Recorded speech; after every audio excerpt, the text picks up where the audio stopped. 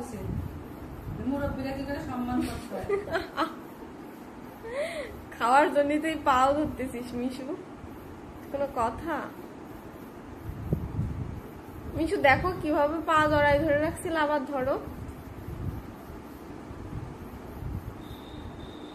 হ্যাঁ ঠিক আছে, এই তো।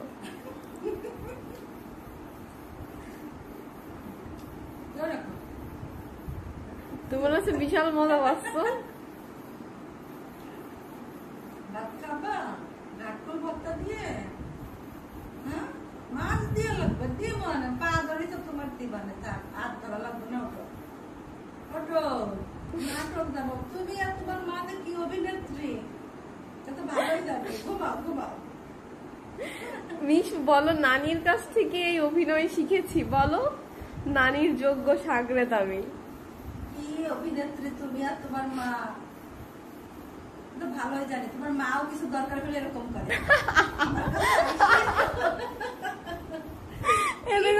কথা কয় যেই নিয়া হয়ে দেয়, সেই দেখ কি ভাষা, শুনলে মনে হয় দিব না, কিছু দেবো না।